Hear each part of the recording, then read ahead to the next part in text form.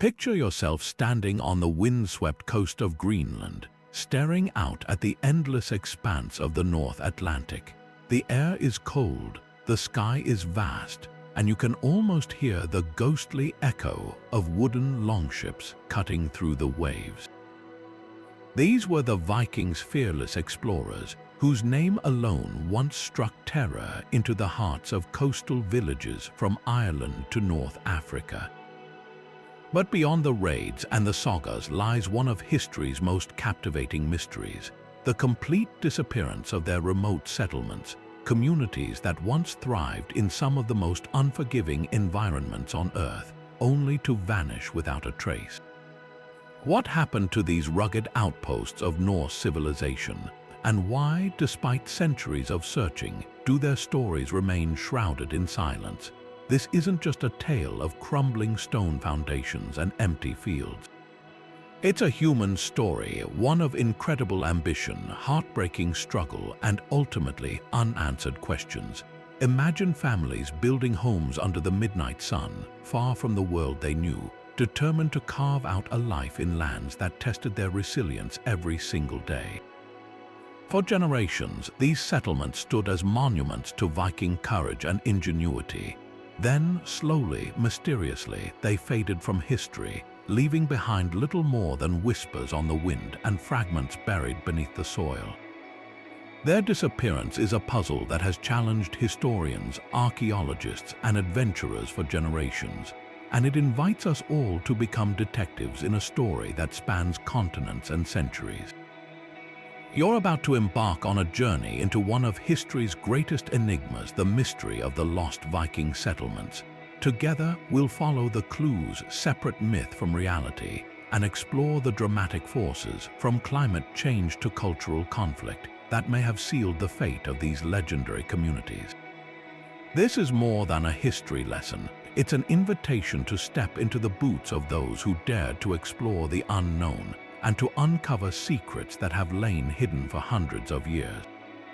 So settle in and let's set sail into the past. To understand how these settlements could vanish, we first need to grasp the sheer scale and ambition of the Norse world.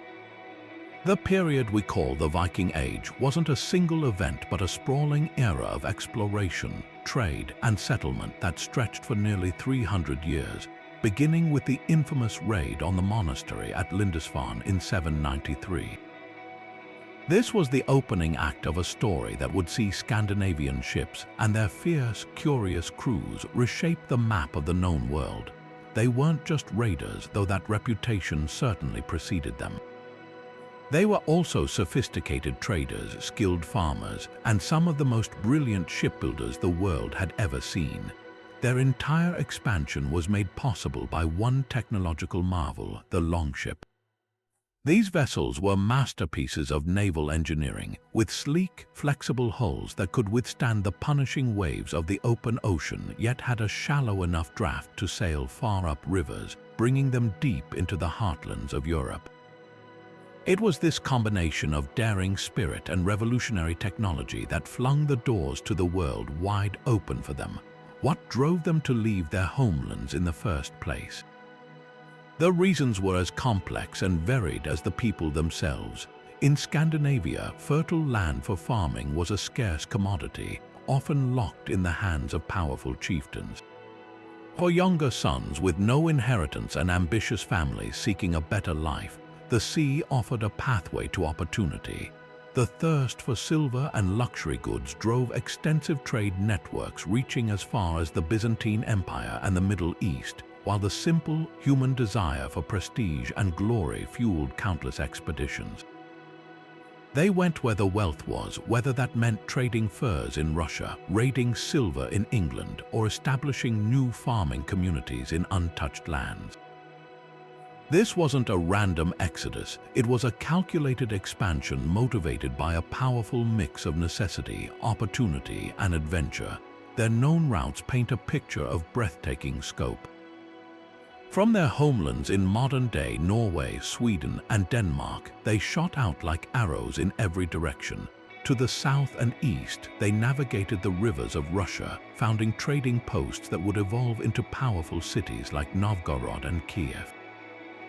They swept west across the North Sea, relentlessly targeting the British Isles and Ireland, eventually carving out entire kingdoms like the Danelaw in England. But their most astounding journeys were into the unknown waters of the North Atlantic. Using the sun, stars, and keen observation of seabirds and whale migrations, Norse sailors pushed further west than any Europeans before them. They reached Iceland in the late 9th century, settling its rugged coasts with astonishing speed. And from Iceland, the most adventurous among them, led by the fiery-tempered outlaw Eric the Red, set sail for a new land even further west, a place he shrewdly named Greenland to attract settlers. It was from these remote Greenlandic fjords, the very edge of their world, that their story would take its most mysterious and dramatic turn. Eric the Red's promise of fertile Greenland was a masterstroke of marketing, but it wasn't entirely a lie. The deep, sheltered fjords of the southwestern coast did offer pockets of grassland perfect for the kind of pastoral farming the Norse knew best. It was here, around the year 985, that they established two distinct communities known to us today as the Eastern and Western settlements. Don't let the names fool you geographically. It's a bit backwards from our modern maps. The Eastern settlement was actually further south, nestled in the lush fjords around what is now Qaqortoq. This was the capital, the heart of Norse Greenland, home to the largest farms, a cathedral, and at its peak, perhaps as many as 4,000 souls. Further north, along the coast near modern Nuuk, lay the Western settlement. Smaller, more remote, and with a population probably around 1,000 people, this was the rugged frontier where life was even more intimately tied to the harsh demands of the Arctic environment.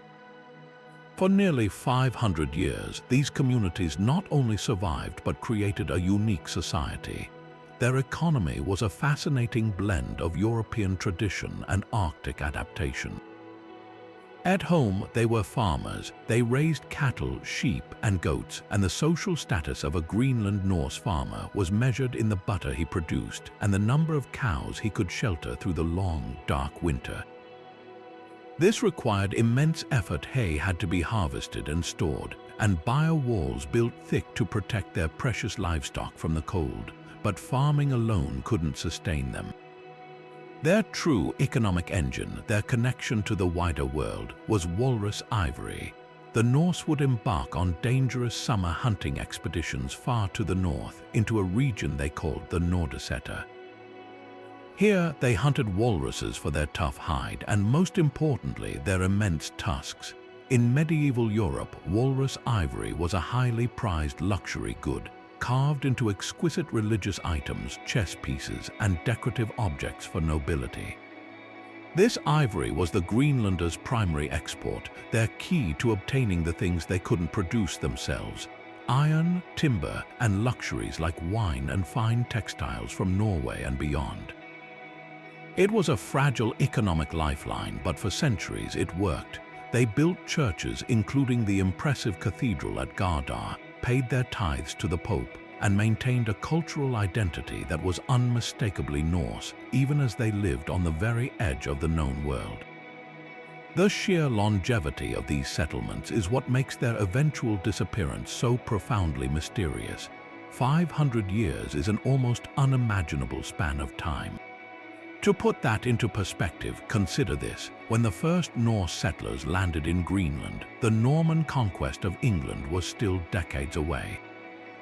By the time the last Greenlander died, Leonardo da Vinci was a young man in Italy, and Columbus's voyage to the Americas was just around the corner.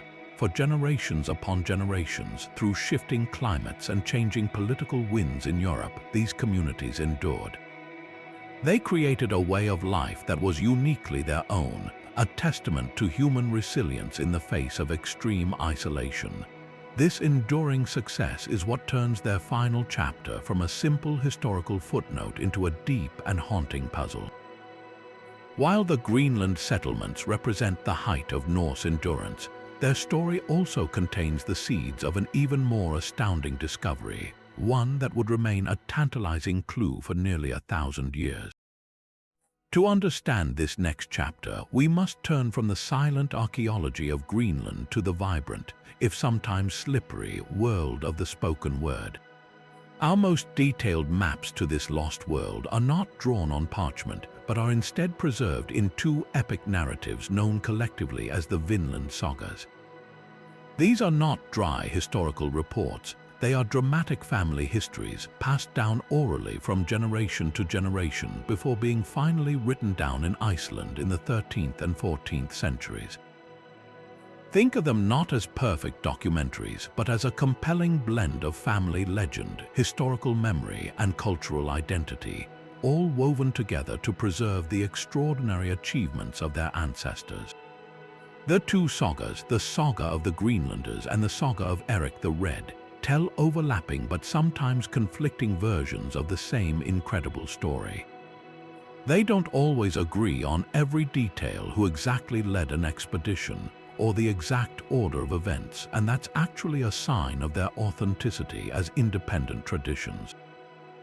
What they do agree on is the monumental core of the story, that around the year 1000, Norse sailors originating from the fledgling settlements in Greenland became the first Europeans to deliberately set foot on the continent of North America, a full 5 centuries before Christopher Columbus. According to the sagas, this pivotal moment began almost by accident with a man named Bjarni Herjolfsson. Sailing from Iceland to Greenland to visit his father, Bjarni was blown far off course by a fierce storm. Through the mist and waves, he spotted a new, heavily forested coastline to the west, but he refused to land, intent only on reaching Greenland. When he finally arrived and told his story, his account of these unknown, wooded lands was initially met with more criticism than curiosity. It was the son of Eric the Red, Leif Erikson, who recognized the potential in Bjarni's tale. As the sagas tell it, Leif bought Bjarni's ship, assembled a crew of 35 men, and retraced the route in reverse, determined to explore these mysterious lands for himself. His journey south and west from Greenland revealed a staggering geographical progression. He first made landfall on a barren, glacier-covered slab of rock he aptly named Helluland, meaning slab land. Most historians today identify this as Baffin Island in the Canadian Arctic. Sailing further south, he reached a flat, heavily forested shore with white sandy beaches, which he named Markland or Forest Land, almost certainly the coast of Labrador. These names weren't chosen for poetry but for practicality, acting as navigational aids and descriptions of vital resources for any sailors who might follow. But it was the next landing that would become the stuff of legend. Pushing further south, Leif and his crew finally reached a place of astounding natural abundance. The sagas describe a temperate climate, pastures ripe for grazing, and rivers teeming with salmon. Most famously, they found vines and grapes growing wild. So striking was this feature that Leif named the place Vinland, which translates roughly to wineland or meadowland, depending on the interpretation of the Old Norse word vin. Here, the Norse did more than just explore. They built a base camp, a place the sagas call Leifsbudir, Leif's booths. They overwintered in this new world, loading their ship with a priceless cargo of timber and grapes before returning to Greenland as heroes. This voyage wasn't a one-off adventure.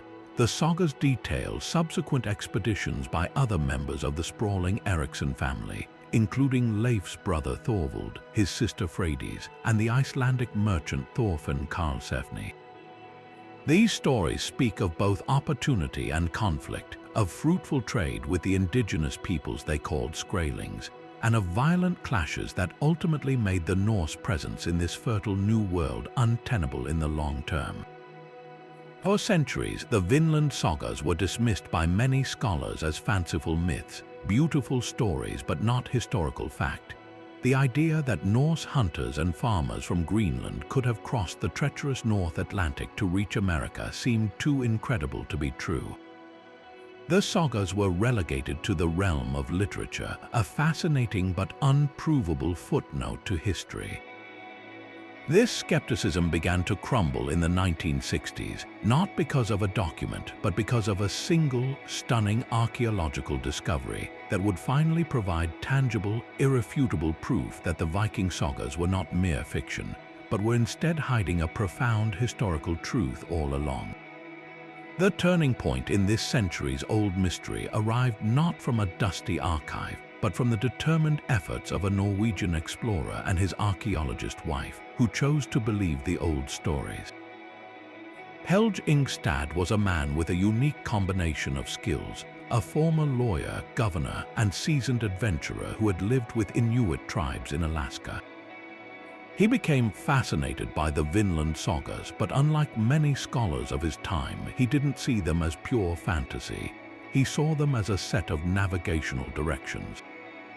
Poring over medieval texts and modern maps, he theorized that the Norse would have sought a site that matched the saga descriptions, a northern coastline with a shallow bay for pulling their ships ashore, situated north of the forests of Markland but south of the barren Helluland.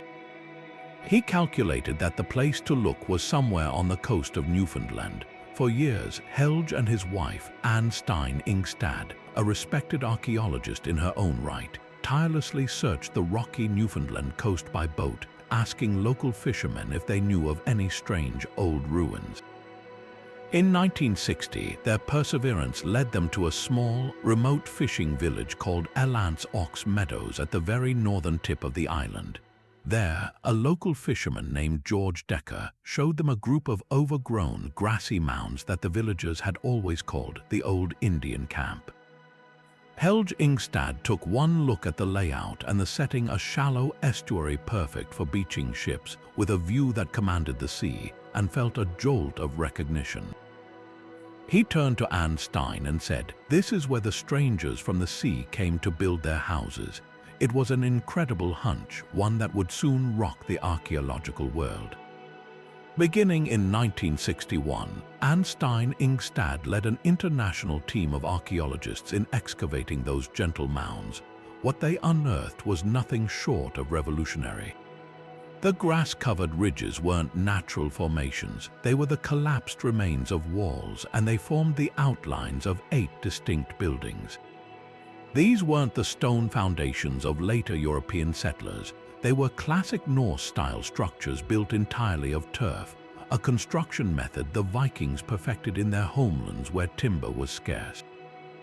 The largest hall was long and narrow, with a central hearth running down its middle, exactly like chieftains' halls found in Iceland and Greenland. Smaller buildings surrounded it, including several smaller living quarters and, most crucially, a specialized workshop. It was inside this workshop that the team found the undeniable proof. They discovered a stone anvil, a small forge, and nearly 100 pieces of iron slag, the waste product from smelting metal. This was a game changer. The indigenous peoples of the area in that period were not smelting iron. They worked with native copper. The process of heating bog iron ore in a furnace to extract pure metal was a distinctly European technology, a skill the Norse brought with them across the Atlantic. But the clincher, the artifact that silenced nearly all remaining doubt, was something far more delicate, a bronze-ringed pin. This was a classic piece of Norse clothing used to fasten a cloak. Its design was unmistakably Viking, dating precisely to the period around the year 1000. Other small finds, like a spindle whorl used for spinning yarn, another European technology not used by the local Dorset or Beothuk peoples, further cemented the site's identity. The significance of Meadows cannot be overstated. This was the smoking gun, the definitive physical evidence that proved the Norse had not only reached North America, but had built a base there 5 centuries before Columbus.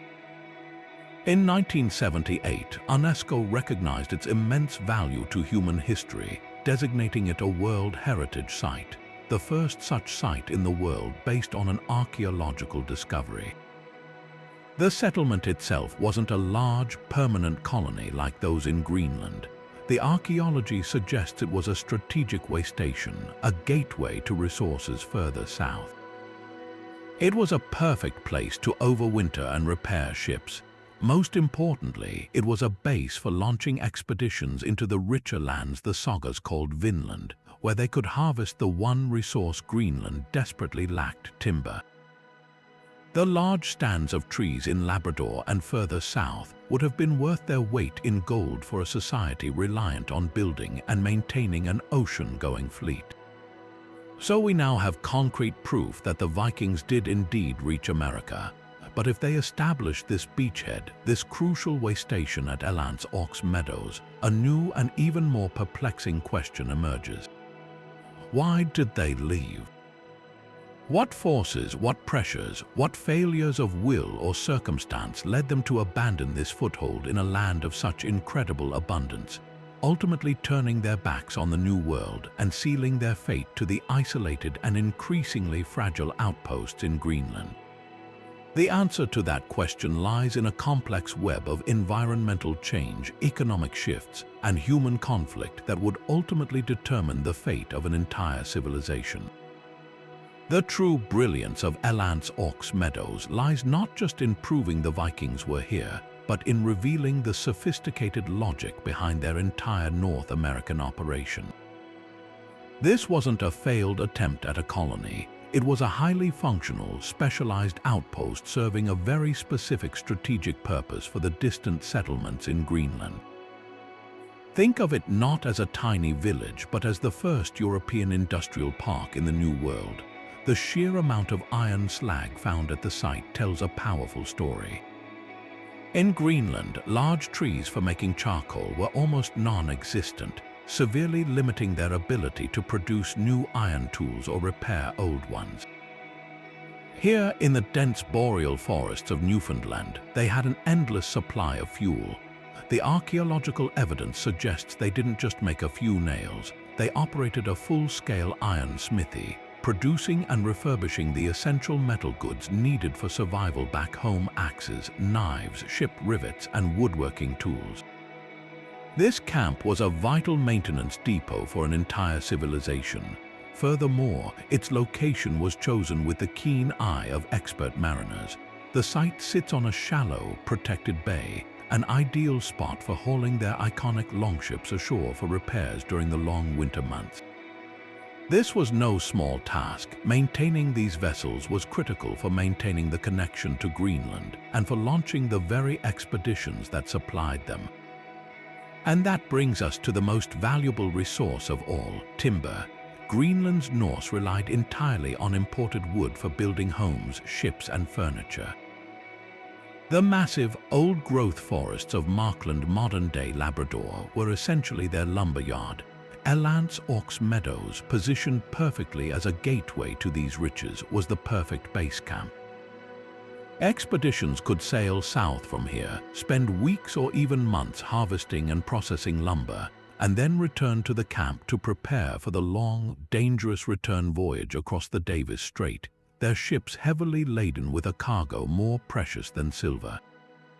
The camp's layout and the objects left behind also paint a picture of its temporary, all-male and work-focused nature. Unlike the permanent farms in Greenland, which show evidence of women, children, and years of accumulated domestic life, the buildings at Elands Ox Meadows are utilitarian. The small, workshop-like structures outnumber the few living quarters, and the personal items found are few. This was likely a seasonal occupation, a place where crews of Norse woodsmen, shipwrights, and ironworkers would overwinter, toiling through the dark months before catching the right winds to sail home in the spring. They weren't there to put down roots, they were there on a mission. This operational reality makes their ultimate decision to leave even more fascinating. They weren't driven out by failure, but perhaps by a complex calculation of risk versus reward, an equation that would eventually tip against them and lead to one of history's most dramatic retreats. The confirmed existence of Elands Ox Meadows has ignited a far more ambitious and elusive quest, finding the other sites whispered about in the sagas. If this base camp was the gateway, then where did the roads lead? the narratives speak of a place even more bountiful than Leif's booths, a seasonal camp far to the south named Hop. The word itself means tidal lagoon, a sheltered body of water cut off from the open sea by a sandbar or barrier beach. The sagas describe Hop in almost mythical terms, a place where the grass was sweeter, the salmon larger, and where wild grapes grew so plentifully that the Norse filled their boats with them. They also describe something else, encounters with the indigenous peoples they called Skraelings, which began with cautious trade but ultimately escalated into violent conflict. Finding Hop would be the ultimate validation of the saga's geographical details, moving the story from a single point on the map to a broader narrative of exploration and contact. But locating a 1,000-year-old seasonal camp is a task of staggering difficulty. The Norse presence in these areas was fleeting, perhaps lasting only a few weeks or months at a time over a handful of seasons. They weren't building permanent turf halls like in Newfoundland. They were likely erecting temporary shelters of wood and sailcloth, leaving behind an archaeological footprint so faint it's nearly invisible. Combine this with 1,000 years of coastal erosion, rising sea levels, and dense forest regrowth, and you're looking for a needle in a continental-sized haystack. The entire eastern seaboard of Canada and the United States, from the northern tip of Labrador down to the Carolinas, becomes a potential search area, each region with its own compelling arguments based on the saga's environmental clues. Researchers have approached this puzzle like a grand-scale detective story, cross-referencing the saga descriptions with modern geography, botany, and climate data.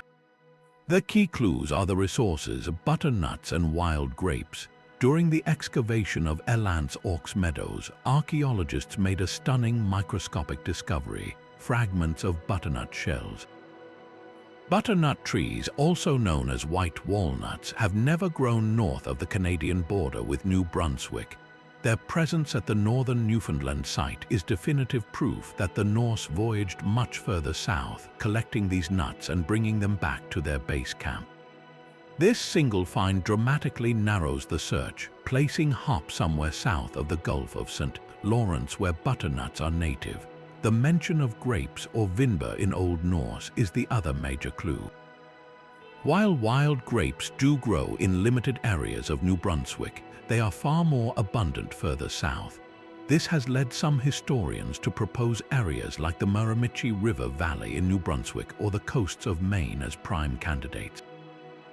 Others, focusing on the tidal lagoon description, point to the unique geography of Cape Cod, Long Island, or even the Hudson River estuary, where barrier beaches and sheltered lagoons are common features.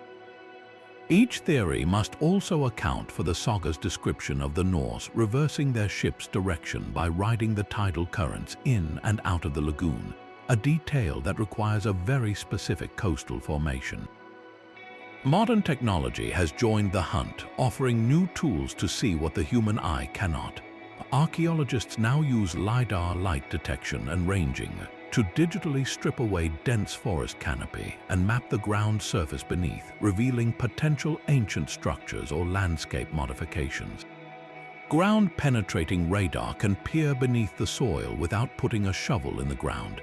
Satellite imagery helps identify long-abandoned river channels and coastal features that have changed over the centuries. Yet, even with this advanced technology, the search remains overwhelmingly challenging. A small Norse campsite would leave little more than a discoloration in the soil, a faint hearth, or a few post holes. Without a lucky find of a definitive Norse artifact, like a piece of smelted iron or a bronze pin, any such site could easily be mistaken for a much later Native American settlement. This immense challenge hasn't stopped the search. Across the potential regions, archaeological surveys continue, often led by teams who spend years systematically walking plowed fields, surveying coastlines, and investigating promising anomalies. Every so often, a potential Viking relic surfaces, like the infamous Kensington runestone in Minnesota or the Maine penny, a Norse coin found at a Native American site. But these isolated finds are almost always dismissed by mainstream scholars as hoaxes or as evidence of later trade networks rather than proof of a Norse presence. They lack the crucial context of a settlement, the features, the workshops, the totality of evidence that made Elands Ork's Meadows so convincing. The search for Hop continues, a tantalizing grail quest that drives archaeologists to keep looking, driven by the belief that somewhere, hidden beneath a few feet of soil on a remote coastline, lies the next chapter of the story, waiting to rewrite our understanding of these first encounters. Yet for all their ingenuity and 5 centuries of resilience, the Norse colonies in Greenland faced a challenge they could not adapt to or outmaneuver: a changing climate. The leading theory for their disappearance points to a dramatic planetary shift known as the Little Ice Age, a period of prolonged cooling that began to grip the North Atlantic in the 13th and 14th centuries. This wasn't just a few cold winters, it was a fundamental, multi-generational alteration of their entire environment. For a society whose survival was meticulously calibrated to the rhythms of a specific climate, even a small dip in average temperatures could spell disaster. The world that had once welcomed Eric the Red with relatively mild conditions and open seas was slowly closing in on his descendants, becoming colder, icier, and far more hostile. The most immediate impact was on their ability to feed themselves. The Norse economy and social structure were built on a foundation of livestock, particularly cattle. A man's wealth and status were measured in the number of cows he owned, and maintaining those herds through the long, dark winter required immense effort. It meant harvesting enough hay during the short summer to last for up to 9 months of stabling. As the Little Ice Age advanced, the summers grew shorter and cooler, and the winters longer and more severe. The pastureland that had once been sufficient for grazing now produced less grass. The vital hay harvests would have failed with increasing frequency, leaving farmers with an impossible choice: watch their prized animals starve or slaughter them prematurely and lose the breeding stock that was their future. This nutritional stress wouldn't have just affected the livestock. Analysis of Norse skeletons from the period shows increasing signs of malnutrition and disease, evidence of a population slowly being starved by a climate that could no longer support their way of life. Their isolation from the wider world also deepened catastrophically. The same cold conditions that choked their pastures also flooded the surrounding seas with pack ice and icebergs. The Davis Strait, their maritime highway to Iceland, Norway, and the vital walrus hunting grounds in the north, became a treacherous, often impassable barrier for the wooden ships of the era. This had a devastating double effect. First, it cut off their economic lifeline.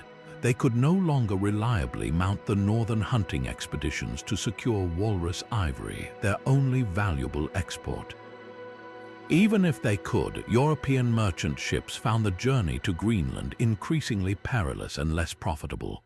The trade that brought them essential iron, timber, and grain slowly dwindled to a trickle and then stopped altogether. Second, this sea ice severed their cultural connection to Europe. The last ship known to have successfully reached the eastern settlement from Norway arrived in the 1360s. After that, the colonies were utterly alone. No more news, no new ideas, no reinforcements, and no way to leave even if they wanted to. They were trapped on an island of ice, their fate sealed by the freezing ocean that surrounded them. This climatic pressure also likely exacerbated tensions with their neighbors, the Thule people, the ancestors of the modern Inuit. As the cold period intensified, the Thule, with their supremely adapted Arctic technology, began to move south into the very territories the Norse called home. The Thule culture was built around hunting marine mammals like seals and whales from sleek, covered kayaks and umiaks. They wore tailored sealskin clothing that provided far superior insulation to the Norse woolens. While the Norse were struggling to farm, the Thule were thriving as hunters in the new icy conditions. Archaeological evidence shows Thule winter houses appearing right in the heart of the western settlement as it was being abandoned. We don't know if the relationship between the two cultures was one of open warfare, hostile skirmishes, or simply a silent, competitive pressure for the same scarce resources.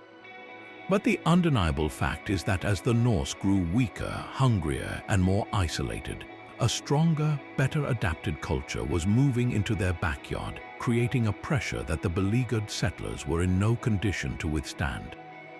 While the encroaching ice and shorter growing seasons placed immense strain on the Greenland Norse, their society was being crippled from another direction entirely, a catastrophic economic collapse that severed their last remaining link to the outside world. For centuries, their entire reason for existing in that harsh environment was built upon a single luxury commodity: walrus ivory. This wasn't just a trade good. It was the absolute foundation of their economy, the crucial element that allowed them to purchase the iron, timber, and grain they couldn't produce themselves. But in the 14th century, the bottom fell out of their market.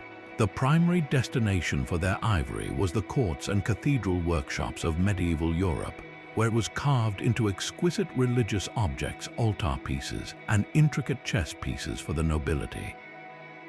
This demand was suddenly undercut by two powerful forces. First, the Black Death ravaged Europe in the mid-14th century, decimating the population and crippling the economies that supported such luxury crafts. The wealthy patrons who commissioned these beautiful objects were simply gone. Second, and perhaps more decisively, new trade routes opened up with Africa and Asia, flooding the European market with a new source of ivory: elephant tusks. Elephant ivory was easier to carve, available in larger quantities, and quickly became the preferred material. Almost overnight, the Greenlanders' one valuable export was rendered nearly worthless. A narwhal tusk, once a mythical unicorn horn that could fetch a king's ransom, was now just a curiosity with little market value. This economic catastrophe had a domino effect that crippled their society. Without a valuable export, they had nothing to offer the few Norwegian merchant ships that still braved the increasingly icy voyage. The trade ships stopped coming altogether. This meant no more shipments of vital iron for tools and weapons, no new timber for repairing their homes, and most critically, their ships, no imports of grain to supplement their failing harvests. They were left completely on their own, forced into a desperate, closed-loop economy where every tool had to be reused and recycled until it literally fell apart. Archaeologists have found evidence of this stark decline in the layers of trash heaps at Norse sites. Early layers contain fragments of elegant European pottery and glass, signs of a thriving trade. The later layers tell a different story, only crude, locally made items and tools that have been sharpened down to tiny, worn-out nubs. A society that was once connected to the global trade networks of medieval Europe had been reduced to a struggling, isolated subsistence community, unable to replace even the most basic necessities. Compounding this economic isolation was an ecological crisis of their own making, one that was literally washing away the land beneath their feet. The Norse were pastoral farmers at heart, and their cultural identity was tied to raising cattle. To support these herds, they needed vast quantities of hay. This required clearing natural vegetation to create meadows, and their grazing animals, particularly their sheep and goats, were incredibly efficient at stripping the fragile Arctic landscape. Over the centuries, this led to severe overgrazing. Without the deep root systems of native grasses to hold it together, the topsoil began to erode away, blown by the relentless wind and washed by the rain. This process, known as turf stripping, left behind barren, scarred landscapes that can still be seen in Greenland today. The very soil they depended on to grow fodder for their animals was disappearing, acre by acre, season by season, making it even harder to sustain the livestock that defined their way of life. Their most critical technological shortcoming, however, was their utter dependence on a resource they could not replace: wood. In Greenland, the only trees are small, scrubby birch and willow, suitable for small crafts or firewood, but completely useless for building an ocean-going vessel or a chieftain's hall. Every substantial piece of timber, every plank for a ship, every beam for a roof had to be imported, either as driftwood or through trade. This was sustainable only as long as the trade ships kept arriving. When that lifeline was cut, they were trapped. They couldn't build new ships to escape, nor could they adequately maintain the ones they had. Imagine the desperation of watching your only means of transportation, your only connection to possibility, rot on the shore because you lack the materials to make a simple repair. This lack of timber likely meant they couldn't even maintain their homes properly, as the large wooden frames that supported their turf walls would have slowly decayed without replacement. Their entire material world was literally falling apart, and they had no way to stop it. The combination of economic irrelevance, environmental degradation, and technological entrapment created a perfect storm of decline, pushing a once proud society toward a desperate and silent end. Amidst the ice and isolation, the Norse faced a challenge not just from the climate and their failing economy, but from the arrival of a people whose way of life was perfectly suited to the changing world, the Thule culture, the ancestors of the modern Inuit. This was more than just a meeting of two cultures. It was a collision between two entirely different strategies for surviving in the Arctic, a clash that would ultimately highlight a fatal rigidity in the Norse way of life. As the Little Ice Age made the Norse agricultural model increasingly difficult, the Thule were experiencing a southward expansion, their sophisticated marine hunting technology allowing them to thrive in conditions that were slowly strangling the Greenland settlers. They arrived in the fjords of Greenland not as invaders in an army, but as families and hunters following the seals and whales, and in doing so, they moved into the Norse backyard. The technological gap between the two cultures was profound, and it put the Norse at a severe disadvantage. The Thule arsenal was a marvel of Arctic adaptation. They hunted from sleek, covered kayaks that allowed a single hunter to pursue seals silently in open water, and larger open boats called umiaks that could carry whole families on hunting expeditions. Their most fearsome weapon was the toggle-headed harpoon, a sophisticated piece of engineering. Unlike a simple spear, this harpoon's head would detach and twist sideways inside the animal's body, making it impossible to pull out and securing the prey with a line attached to a floats made of inflated sealskin. This technology allowed them to hunt massive whales and walruses from their small boats, a feat the Norse could never accomplish. Perhaps most crucially, their clothing was tailored from sealskin and caribou fur, providing far superior insulation against the wet, cold, and biting wind compared to the woven woolens of the Norse. In a world growing colder, the Thule weren't just surviving, they were equipped to excel. We have little direct archaeological evidence of open warfare between the Norse and the Thule. There are no mass graves suggesting a battle, no Norse forts built for defense. The conflict was likely far more subtle and insidious, a cold war for resources fought across the hunting grounds. The Thule were expert ringed seal hunters, a vital source of meat and fat.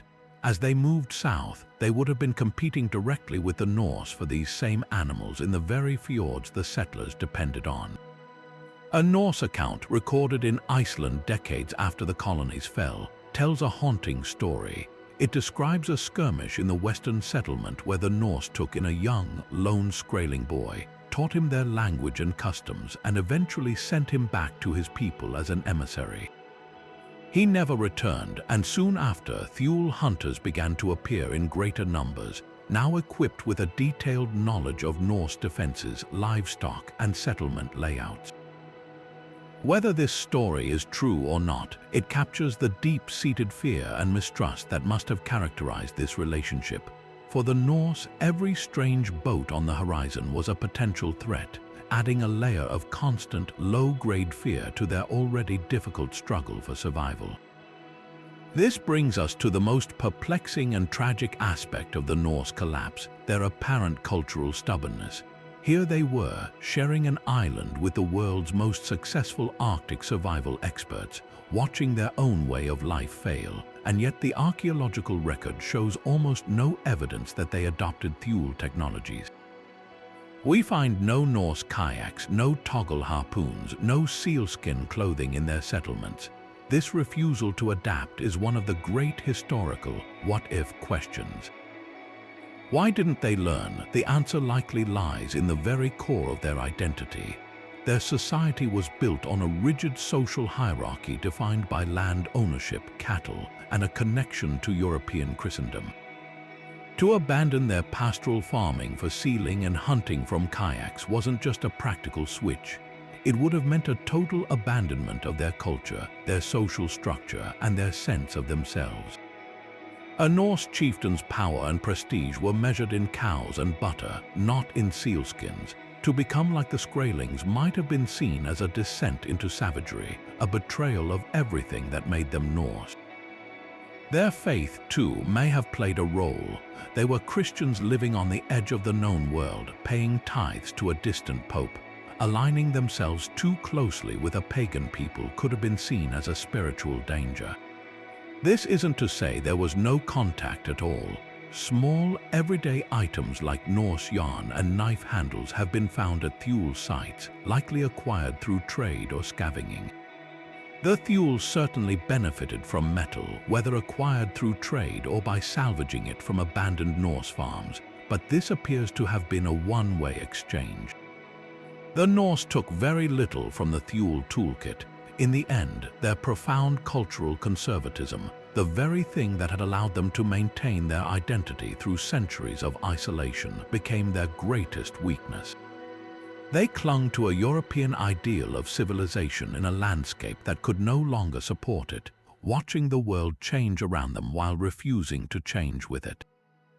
They chose to starve as farmers rather than thrive as hunters, a decision that remains both baffling and heartbreaking centuries later. Their story serves as a powerful reminder that sometimes the greatest threat to survival isn't a changing environment, but an unwillingness to change oneself. If any place holds the key to the final days of the Norse in Greenland, it is the Western settlement. While the larger Eastern settlement lingered on for another century, its smaller, more remote northern counterpart simply vanished from history around the year 1350. Its fate feels less like a slow decline and more like a sudden, chilling silence. The archaeological evidence from this frontier outpost paints a picture not of a gradual abandonment, but of a community that met a rapid and terrifying end, leaving behind a frozen snapshot of its final moments. The Western settlement was always the tougher, more vulnerable sibling. Nestled deeper inside the fjords near what is now Nuuk, its climate was harsher, its growing season shorter, and its isolation more profound. Life here was a constant, precarious balancing act, yet for over 400 years families persevered. Then, in the mid-14th century, something happened that shattered that resilience. The most compelling testimony comes from a source who never set foot there, Ivar Bardarsson, a Norwegian cleric sent from the Eastern settlement to investigate the silence from the north. His account, written down years later, is stark and haunting. He described arriving to find the settlement completely deserted. There were no people, only wild cattle roaming freely. He made no mention of a battle, of bodies, or of any obvious signs of what had transpired. He simply found an empty land. Modern archaeology, however, has added disturbing details to Bardarsson's barren description. Excavations of the farmsteads reveal a scene frozen in time, suggesting the inhabitants left in a desperate hurry or were taken at the very beginning of winter.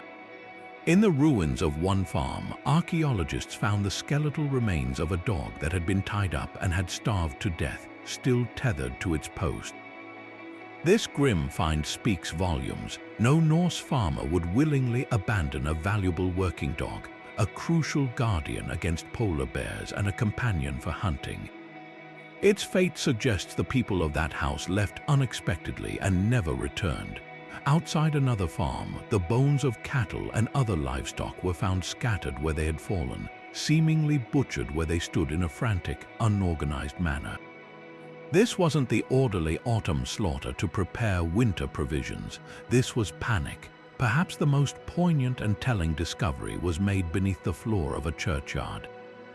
The skeleton of a man was found not in a proper Christian burial, but hidden unceremoniously in a shallow, unconsecrated grave. The bones tell a violent story. He was a young man in his early 20s, and he had suffered massive, fatal injuries. His skull was shattered, and near his body lay the broken blade of a spear, the weapon that likely killed him. The nature of his burial, rushed, hidden, and without any Christian rites, strongly implies that his community was under immediate threat. There was no time for ceremony, only to hide his body from whatever or whoever was outside. So what caused this sudden collapse? The evidence points toward a confluence of crises, a perfect storm of environmental pressure and human conflict. The Little Ice Age would have hit the Western settlement first and hardest. A sequence of particularly severe winters could have decimated the already struggling hay harvest, leading to catastrophic livestock deaths. Starvation would have weakened the population, making them vulnerable to disease and leaving them desperate.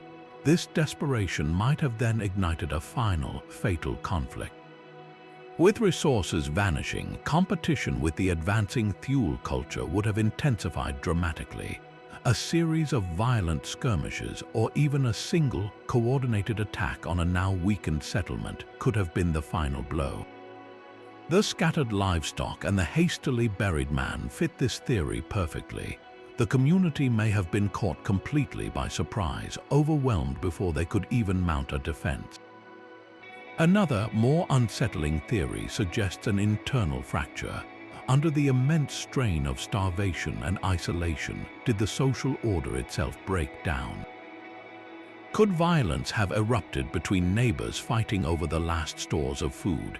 The hidden body of the young man near the church could point to a fear not of an external enemy, but of a taboo broken within the community itself. Perhaps the final tragedy was not an invasion, but a descent into chaos and despair from within. The truth is, we may never know the exact sequence of events. But the archaeology of the Western settlement leaves little doubt that its end was swift, traumatic, and absolute.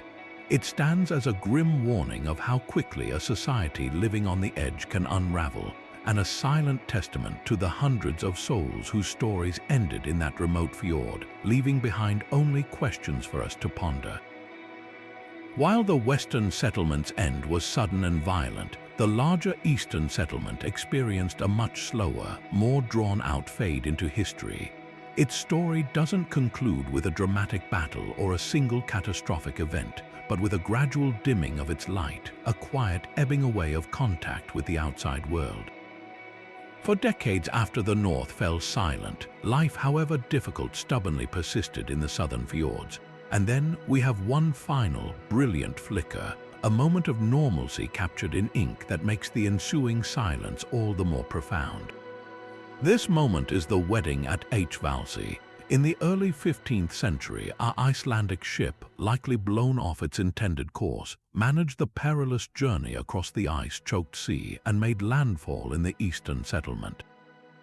Its arrival must have been a moment of sheer astonishment for the Greenlanders, a sudden, miraculous reappearance of the wider world they had been cut off from for a generation or more. The ship's crew and the settlers they encountered would have shared staggering news. The Black Death had ravaged Norway and Iceland, halving the population. The political landscape of Scandinavia had been utterly transformed by the Kalmar Union. For the Greenlanders, it was a glimpse into a future they were no longer a part of. And amidst this incredible exchange, a personal story unfolded. A man on that ship, an Icelander named Thorstein Olafsson, was there to marry Sigrid Bjørnstadtir, a woman from a prominent Greenlandic family. Their wedding was a significant social event, important enough to be recorded with care. The ceremony took place in the Hvalsey Church, one of the best preserved Norse structures in all of Greenland. Even today, its stone walls stand tall and imposing against the dramatic backdrop of the fjord, a powerful symbol of the community's faith and architectural skill. This was no small, rustic chapel. It was a substantial building, indicating that the settlement, though isolated, still maintained its core institutions. We know precise details about this event because Thorstein Olafsson, upon his eventual return to Iceland, went through a meticulous legal process. He had several witnesses attest to the fact that the wedding was conducted properly and legally according to all the rites of the church. This documentation was crucial for establishing the legitimacy of his marriage and any inheritance claims, and it is this very legal testimony, recorded in the Icelandic annals, that provides us with our last, unequivocal written record of the Norse Greenlanders.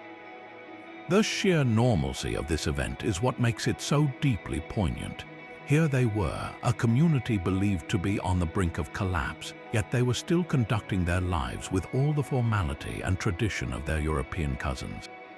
A wedding in a stone church presided over by a priest, followed by a feast. This was the rhythm of Norse life, continuing against unimaginable odds. It shows a society that was clinging tenaciously to its identity, its laws, and its customs. They had not devolved into chaos or savagery. They were still Norse, still Christian, still upholding the social contracts that bound their world together. The Hvalsey wedding is not a record of a dying people. It is a snapshot of a living community, however beleaguered it may have been, and then nothing. The Icelandic ship sailed away, carrying Thorstein, his new bride Sigrid, and presumably other Greenlanders who seized this chance to escape their increasingly precarious existence. That ship's departure marked the final severing of the thread. No further ships are recorded as having reached Greenland. No more letters were sent, no more trade goods exchanged, no more news ever made its way back to Iceland or Norway. The absolute silence that descends after 1408 is heavier and more mysterious than any dramatic tale of battle or plague. We are left with no record of a final struggle, no account of a last stand. There is only the quiet, empty landscape and the enduring stone walls of the Hvalsey church, standing as a silent witness to a civilization that simply faded away, leaving behind one of history's most enduring and haunting questions. What happened after the wedding guests left? For generations after the Norse had vanished, their story did not entirely disappear from Greenland.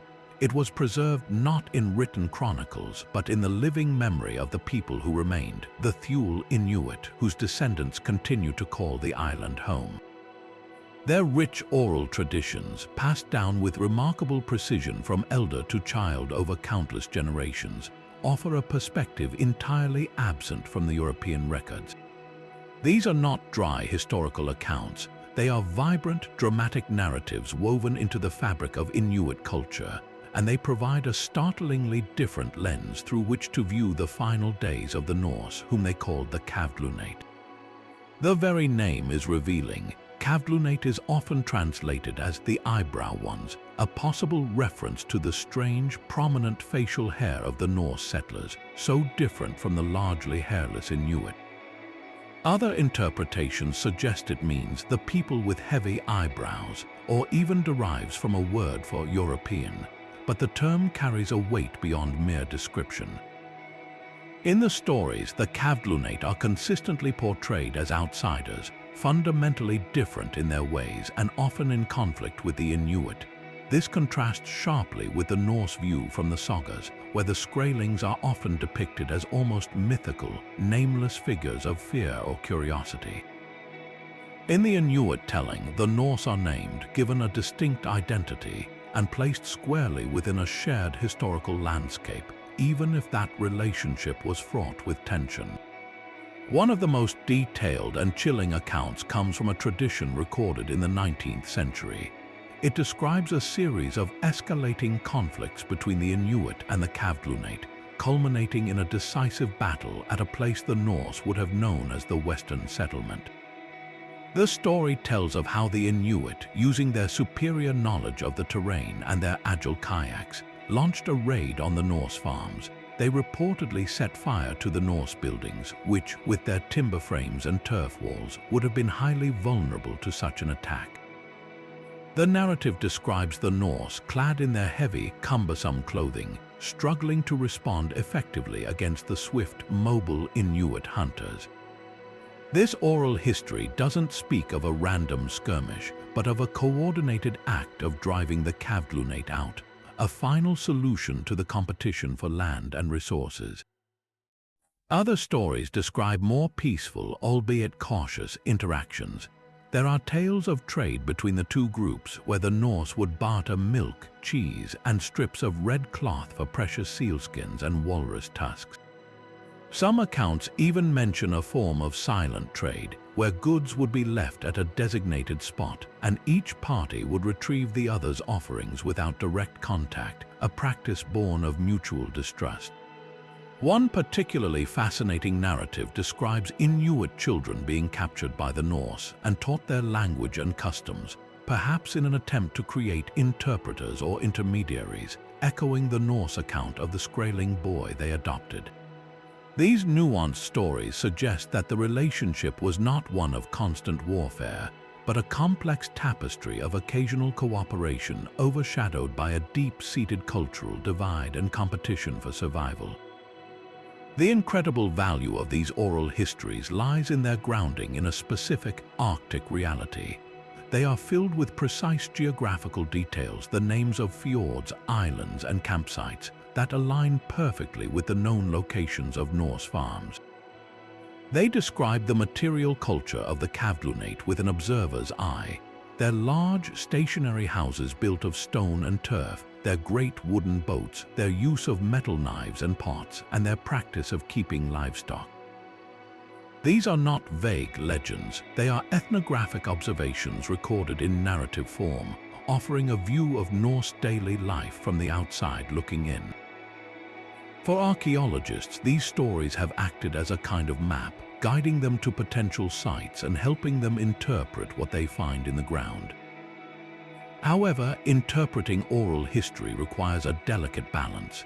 These stories are not verbatim transcripts of events that occurred 600 years ago. They are cultural artifacts shaped and refined by centuries of retelling. Their purpose was not just to record history, but to teach lessons, reinforce cultural identity, and explain the world as the Inuit knew it. The dramatic battle narratives, for instance, might symbolize the broader, more gradual process of Inuit cultural expansion and Norse decline, condensed into a single, memorable event that conveys the essential truth of their displacement. The stories give us the Inuits' truth, their understanding of how they came to inherit the land, which is every bit as valid as the archaeological evidence found in the soil. When we listen to these accounts, the final chapter of the Norse in Greenland becomes less a singular mystery and more a human tragedy. We move beyond theories of passive starvation or a slow fade into oblivion. Instead, we are presented with the possibility of a much more active and dramatic end, particularly for the Western settlement. The Inuit histories suggest a final, violent confrontation where a culturally flexible, technologically adapted people overcame a rigid, weakened society trapped by its own traditions. These stories don't provide all the answers, but they give a voice to the other side of this ancient encounter, transforming the Norse from tragic figures in a solo drama into one party in a complex and ultimately fatal dialogue between two worlds that met but never truly understood one another. But just when we think we've mapped the full extent of the Norse world, a whisper from the old texts hints at a frontier even more remote and mysterious. Beyond the established settlements of Greenland and the camp at Elands Orks Meadows, a name sometimes surfaces in the medieval records that tantalizes historians and adventurers alike: Osterbygd. In Old Norse, the name is deceptively simple, meaning Eastern Settlement. This is where the intrigue begins, because on a map, the known Eastern Settlement in Greenland is the westernmost Norse community. So what or where could a place called the Eastern Settlement possibly be if it lay even further to the west? This isn't just a quirk of naming. It's a potential clue to a discovery that could dramatically expand our understanding of Viking exploration, pointing the way to a lost chapter that may have unfolded not in the icy north, but along the forested coasts of North America. The term Osterbygd appears sparingly in the old Icelandic annals and sagas, and its usage is often ambiguous. In some contexts, it seems to be used interchangeably for the main eastern settlement in Greenland. But in others, it carries a more mysterious connotation, perhaps referring to a separate, more distant colony. This ambiguity is what fuels the speculation. If the Norse in Greenland referred to their own main colony as the Eastern Settlement, logically, any land discovered to its west could have been given a name that reflected its position relative to home. A new territory west of the Western Settlement might have been called the Eastern Settlement from the perspective of someone sailing from even further west, or it could have been a deliberate name to distinguish it from the Greenlandic centers. Think of it as a navigator's inside joke or a practical label that made perfect sense to them, but has become a labyrinth for modern historians to decode. The most compelling interpretation is that Osterbygd wasn't a myth, but a real, though likely small and short-lived Norse settlement located somewhere on the North American mainland, south of the Davis Strait and west of Greenland. This theory suggests that after using Elands Ox Meadows as their gateway, the Norse pushed further south and established more permanent footholds in the richer, more temperate lands described in the sagas. These wouldn't have been large towns, but perhaps small farming hamlets or specialized logging camps, places where families could live for years rather than just seasons, truly attempting to put down roots in Vinland. The name Osterbygd would then signify the easternmost of these American settlements, the first one encountered on the voyage from Greenland, serving as the administrative or logistical anchor for further exploration into the continent's interior. Where could this lost eastern outpost be located? The search area is immense, stretching from the northern coast of Labrador down through the Gulf of St. Lawrence and perhaps even further. Some researchers, cross-referencing the saga descriptions of Hopp's tidal lagoons and wild grapes with the geography of the Canadian Maritimes, have proposed the Miramichi River region of New Brunswick or parts of Nova Scotia as strong candidates. Others look to the countless islands and sheltered inlets of Maine. The discovery of butternut shells at Elands Ox Meadows proves the Norse traveled south of the St. Lawrence, so the possibility of a small, seasonal camp in these areas is entirely within the realm of reason. Finding it, however, is the ultimate archaeological challenge, akin to locating a single, faded footprint on a vast beach. The elusive nature of Osterbygd ensures its place as one of history's great tantalizing possibilities. It represents the tantalizing what-if at the edge of the known map. Did the Norse, for a generation or two, manage to sustain a fragile presence on the American mainland, only to abandon it due to the same pressures of distance, conflict, and isolation that doomed their Greenland colonies? Or does Osterbygd remain just a ghost in the texts, a misheard name or a scribe's error that has sent generations on a fruitless quest? For now, it remains a powerful symbol of the limits of our knowledge, a reminder that the full story of the Vikings in the New World may still be out there, hidden beneath the soil of a quiet coastline, waiting for a lucky find to transform legend into history once more. These initial encounters, as preserved in the ancient sagas, were not monolithic. They were a complex dance of curiosity, commerce, and ultimately calamity. The Norse, ever pragmatic, recognized the potential for profit. The sagas detail moments of tentative trade where the two groups would meet on the beaches and exchange goods. For the Norse, the most prized commodities were furs and pelts, luxuries that would fetch a high price back in Greenland and beyond.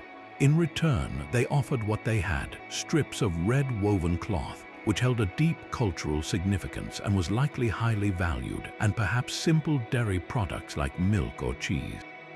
This silent barter, where goods were laid out on the ground for the other party to inspect and take, speaks to a profound mutual caution. Neither group fully trusted the other, yet both saw enough potential benefit to overcome their fear, creating a fragile, wordless marketplace on the edge of the unknown. This cautious equilibrium was inevitably shattered by the vast gulf in technology, worldview, and intention that separated the two cultures. The Norse were not peaceful settlers seeking integration. They were colonialists intent on exploiting the land's resources and establishing their own way of life. Their very presence, with their large, strange ships and their insistence on building structures and claiming territory, was an inherent threat to the indigenous populations who had called these lands home for millennia. A single incident, vividly recounted in the Sagas, illustrates how quickly misunderstanding could spiral into violence. The Norse had brought a bull with them on one expedition, a symbol of their pastoral life. When the animal, unfamiliar and terrifying to the local people, broke loose and began bellowing, it caused sheer panic. The Skraelings fled in fear, returning later not to trade but to fight. This story, whether entirely factual or not, captures an essential truth. The Norse worldview, with its domestic animals, metal weapons, and concepts of land ownership, was utterly alien and profoundly disruptive to the native way of life. The Sagas then descend into a grim cycle of raid and retaliation. The initial trade gives way to descriptions of ambushes and battles. The Norse, with their metal swords, axes, and mail armor, likely held the upper hand in open combat. But the Skraelings, as described, possessed their own formidable technology. They used what the Norse called ballista weapons, which were likely large bows capable of firing heavy projectiles, and they arrived in great numbers of swift, hide-covered boats. The conflict reached a pivotal moment during an expedition led by Leif Erikson, Leif's brother. After a skirmish in which his men killed several Skraelings who were sleeping under canoes, Thorvald was mortally wounded by an arrow fired from the woods. With his dying breath, he famously instructed his men to bury him on the headland he called Crossines, claiming that he had found a good place to live. His death marked a turning point, a stark warning that the price of staying in this fertile land would be paid in blood. The most chilling account of this cultural collision involves Freydis Eriksdottir, a woman portrayed in the Sagas with a ruthlessness that rivaled any male warrior. Facing a Skraeling attack while pregnant, she supposedly snatched up a sword from a fallen Norseman, bared her breast, and beat it with the blade while screaming a war cry, so startling the attackers that they retreated. While this story may be heavily embellished, it underscores the Norse perception of the New World as a place of both immense opportunity and extreme peril, where survival demanded not just strength but a terrifying ferocity. The final expeditions led by Thorfinn Karlsefni ended with the same sober conclusion. Despite the land's incredible bounty, the constant threat of conflict with the numerous and determined native populations made a permanent colony untenable. The risk to life simply outweighed the reward of timber and grapes. It was this calculation, born from bloodshed on both sides, that ultimately convinced the Norse to retreat back across the sea, leaving Vinland to the people who had defended their home so effectively. While the Sagas give us a map drawn in words and scattered artifacts offer a few tantalizing clues, the vastness of the North American coastline has always been the greatest obstacle to discovery. Finding a 1,000-year-old Norse site, one that may be little more than a faint discoloration in the soil, has traditionally been like searching for a single dropped coin on a miles-long beach. But the 21st century has ushered in a new era for this ancient mystery, transforming the search from one of back-breaking excavation to one of digital exploration, where archaeologists are now using the eyes of satellites and the senses of machines to see what has been hidden for a millennium. The most powerful new tool in this high-tech arsenal is satellite imagery and aerial photography, specifically a technology known as LiDAR, which stands for light detection and ranging. Imagine being able to magically strip away every tree, every bush, and every blade of grass from a landscape, revealing the bare ground beneath. That's essentially what LiDAR does. Mounted on an aircraft or a drone, a LiDAR system fires millions of laser pulses at the ground. By measuring the time it takes for each pulse to bounce back, it can create an impossibly detailed, three-dimensional map of the Earth's surface, down to a resolution of a few inches. For archaeologists, this is revolutionary. They can now fly over vast, forested areas of Newfoundland, Labrador, or Maine, and instantly see the subtle, human-made shapes that are completely invisible from the ground. The long, straight lines of a potential wall, the rectangular depression of a house floor, or the gentle mound of a collapsed turf structure, all hidden for centuries under a dense canopy of trees. This technology allows researchers to survey hundreds of square miles in the time it used to take to survey a single field, dramatically narrowing the search for promising sites worthy of a closer look. Once a potential site has been identified from the air, the next step is to investigate it without ever putting a shovel in the ground. This is where ground-penetrating radar, or GPR, comes into play. Think of it as giving the Earth an X-ray. A technician walks over the site in a carefully measured grid, pushing a cart that sends high-frequency radio waves down into the soil. These waves bounce back at different speeds and intensities depending on what they encounter. A solid rock, a void, a patch of disturbed earth, or a concentration of burned material, each reflects the signal in a unique way. A skilled interpreter can read the resulting data like a ghostly image, revealing the outlines of ancient hearths, post holes from long-rotted wooden structures, storage pits, and even graves, all mapped out in 3 dimensions beneath the surface. GPR allows archaeologists to virtually excavate a site first, minimizing the destruction of precious archaeology and allowing them to pinpoint exactly where to dig for the highest chance of a meaningful discovery. Another incredible technology joining the hunt is magnetometry.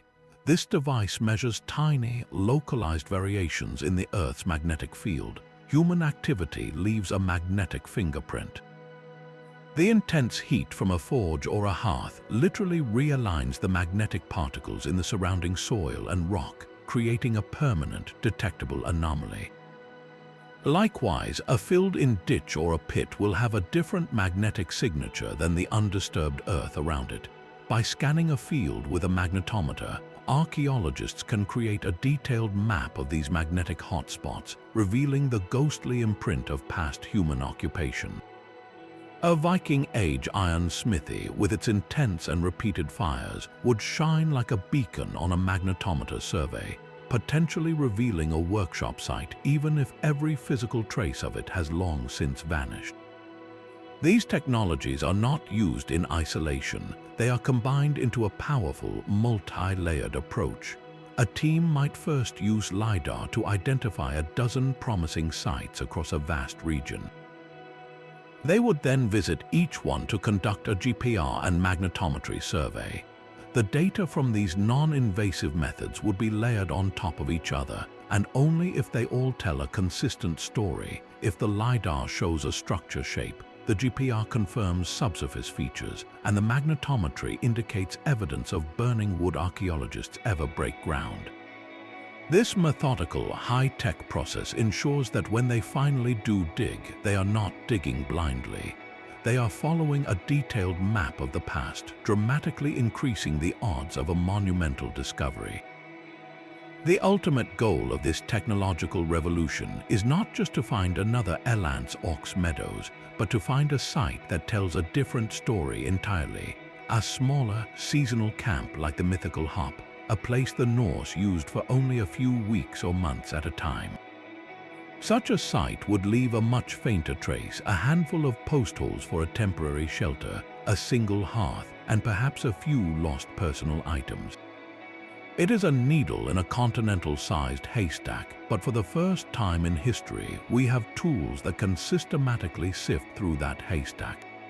Every scan, every flight, and every survey brings us closer to the next clue, to finding that elusive campsite on a distant shore that would finally complete the map of the Viking world and prove that their footsteps in the New World were far more numerous than we ever dared to believe. The excitement of a potential breakthrough in the search for Norse sites in North America reached a fever pitch in 2015 when a team of archaeologists and technology experts made a stunning announcement. Using cutting-edge satellite imagery, they believed they had identified a previously unknown Viking settlement over 300 miles south of Meadows at a remote headland in Newfoundland known as Point Rosie. The lead researcher, space archaeologist Sarah Parcak, famously used satellite data to locate ancient Egyptian sites, and her application of this technology to the Viking mystery captured the world's imagination. The initial evidence seemed incredibly promising. From high above, the satellite data showed ground disturbances and soil discolorations that formed what looked like the outline of a large rectilinear structure, along with signs of potential ironworking, a classic signature of Norse activity. The prospect was electrifying. A second site would completely transform our understanding of the Norse footprint in North America, suggesting a much more extensive and prolonged presence than a single way station. The media frenzy that followed was immense, fueled by a National Geographic special that documented the team's high-tech hunt and their subsequent excavation. When the team began to dig, they uncovered what they initially believed to be the turf walls of a Norse longhouse, and most crucially, a hearth filled with what appeared to be bog iron ore and iron slag. If verified, this would have been the smoking gun. Bog iron is a specific type of iron ore that forms in wetlands, and the Norse had a well-documented process for roasting it in a furnace to extract pure metal, a technology not used by the indigenous peoples of the region. The initial on-site analysis seemed to confirm the team's hopes, and the announcement was made with great fanfare. Point Rosie was being heralded as only the second confirmed Norse site in North America, a discovery that promised to rewrite the history books. However, the initial excitement soon collided with the rigorous and often slow process of scientific peer review. When the full archaeological data was presented to the wider academic community, significant doubts began to emerge. Other experts in Norse archaeology closely examined the evidence and raised serious questions. The turf walls that had been excavated, upon closer inspection by skeptical eyes, lacked the specific, layered construction technique that is a definitive hallmark of Norse architecture. These walls appeared more jumbled and less structured than those at unequivocal sites like Meadows. The most damaging critique, however, centered on the hearth and the iron slag. Specialists in archaeometallurgy conducted further analysis on the materials and delivered a devastating conclusion. The material was not bog iron, but most likely ordinary, natural iron that had seeped from the surrounding bedrock. The slag was not the waste product of human iron production, but a natural geological formation created by lightning strikes. Without any definitive Norse artifacts, no bronze ringed pins, no soapstone spindle walls, no distinctively shaped nails, the entire case began to unravel. The story of Point Rosie serves as a vital case study in the scientific method and the immense burden of proof required in archaeology, especially for a claim as monumental as a new Viking site. It highlights the crucial difference between an exciting hypothesis and a verified conclusion. The initial discovery was driven by brilliant technology and genuine enthusiasm, but it ultimately could not withstand the meticulous scrutiny of the broader community. This process, while it can feel disappointing to the public, is actually a strength. It ensures that the historical record is built on an unshakable foundation of evidence. The debate over Point Rosie wasn't about shutting down exploration. It was about upholding the highest standards of the discipline. It reminds us that every potential discovery must be approached with a balance of optimism and healthy skepticism, where the desire to find something incredible is always tempered by an unwavering commitment to the facts. Yet the story of Norse ambition does not end at the Greenlandic fjords.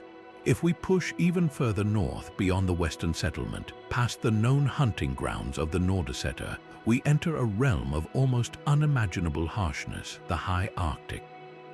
And here, on the remote, frozen shores of Ellesmere Island, just 800 miles from the North Pole, we find the most astonishing evidence of all. Scattered across this barren landscape are the remains of tiny, isolated camps that bear the unmistakable fingerprint of Norse habitation. These weren't settlements in any traditional sense. They were the absolute frontier, the farthest flung outpost of a people whose thirst for resources and exploration pushed them to the very limits of human endurance. The most significant of these sites is at a place now called Ruin Island, off the coast of Ellesmere. Here, archaeologists have uncovered the foundations of several small, classic Norse-style turf structures. The buildings are simple and utilitarian, lacking the grandeur of a Greenlandic chieftain's hall. This was no place for families or long-term living. Instead, these were seasonal hunting camps, occupied for perhaps a few weeks each summer by the hardiest of crews, who sailed an incredible distance from the relative comfort of the Western settlement. The journey itself was a monumental feat of navigation and sheer courage, taking them through some of the most treacherous, ice-choked waters on the planet into a land of 24-hour daylight and unforgiving cold. Their goal was not land or glory, but a specific and immensely valuable commodity: walrus ivory and the hides of Arctic animals like the polar bear. The waters around Ellesmere Island and the channels of the Canadian Arctic archipelago were, and still are, rich with walrus haul-outs, beaches where these massive animals congregate in large numbers. A successful hunt here could provide a fortune in tusks, enough to sustain a Greenlandic farm for a year. The strategic importance of these camps cannot be overstated. They were the extreme end of a sophisticated economic supply chain, the critical production sites for the luxury good that powered their entire civilization. Without these risky expeditions into the high Arctic, the Norse economy in Greenland would have collapsed centuries earlier. Life at a place like Ruin Island would have been brutally difficult and intensely focused. The small crew would have lived in their cramped turf huts, venturing out to hunt walrus from their small boats, a dangerous endeavor against such powerful and aggressive animals. They would have processed the carcasses on the spot, carefully removing the precious tusks and preparing the tough hides. Every aspect of their existence was geared towards efficiency and survival, a testament to their incredible adaptability and specialized skills. They weren't trying to recreate their Scandinavian homeland here. They were engaged in a high-stakes industrial operation in the most extreme environment they had ever encountered. The existence of these high Arctic sites forces us to completely re-evaluate the Norse relationship with the North American continent. It shows us that their exploration was not a single, linear push westward to Vinland and then a retreat. Instead, it was a multi-directional expansion, a probing of every possible avenue for resources. They pushed south to the temperate forests of Newfoundland, and they pushed north to the frozen shores of the Arctic Ocean. This reveals a strategic, almost systematic approach to exploration and exploitation. They were mapping the resource potential of the entire North Atlantic Rim, from timber to ivory, and establishing a network of outposts to harvest it. Furthermore, the Ellesmere Island camps bring the Norse into direct and prolonged proximity with the ancestors of the Inuit, the Paleo-Eskimos of the Dorset culture. The archaeology of Ruin Island shows a fascinating, though limited, overlap. Norse artifacts have been found at Dorset sites and vice versa, suggesting moments of contact that likely ranged from cautious trade to tense standoffs. This wasn't the fleeting, violent encounters described in the Vinland Sagas. This was a different kind of interaction, occurring over a longer period in a shared, extreme environment. It adds yet another layer of complexity to the story of cultural contact in the New World, one that played out not in green meadows but on the windswept pack ice of the far north. These tiny turf rings on a remote Arctic island are perhaps the purest expression of the Viking spirit, a combination of audacious ambition, meticulous planning, and a sheer tolerance for hardship that is almost beyond our modern comprehension. They represent the absolute geographical limit of the Norse world, a line drawn in the permafrost. When the Greenland colonies eventually faltered and the trade ships stopped coming, it was these most remote outposts that would have been the first to be abandoned, their crews setting sail from the high Arctic for the last time, leaving behind only stone and sod to be slowly reclaimed by the relentless freeze. Yet amidst the struggle for physical survival, another, more subtle battle was being waged for the very soul of the community, centered on the imposing stone churches that still stand as silent sentinels in the Greenlandic fjords. The Catholic Church was far more than a spiritual authority for the Norse Greenlanders. It was the fundamental pillar of their cultural identity and their last fragile link to the European world they called home. This connection was made tangible through ambitious construction projects. At the peak of the settlement's prosperity, they built around 17 churches, including a surprisingly grand cathedral at Gardar in the Eastern settlement, complete with a separate bell tower and a resident bishop. This was an astonishing investment for a remote community of perhaps only 4,000 or 5,000 people. The resources required were immense: imported timber for beams, scarce land dedicated to a non-agricultural purpose, and countless hours of labor. This demonstrates just how central their Christian faith was to their self-conception. They were not just Scandinavians abroad, they were Europeans, part of Christendom, and these stone structures were a defiant statement of that identity in a profoundly alien land. The appointment of bishops was the ultimate symbol of this institutional connection. While the bishops themselves were often absentee, preferring to reside in the more comfortable courts of Norway, their very existence on the papal rolls legitimized Greenland as part of the medieval world. Tithes were collected, paid for in precious walrus ivory and narwhal tusks, and sent to the Archbishop of Nidaros in Norway. In return, the settlements received not just spiritual guidance, but also a trickle of essential imported goods and, most importantly, a sense of belonging. The Church provided a universal framework of law, ritual, and calendar that ordered their lives from baptism to burial. It was the institution that could consecrate a marriage at Hvalsey and legitimize it across the ocean in Iceland, binding the community to a larger whole.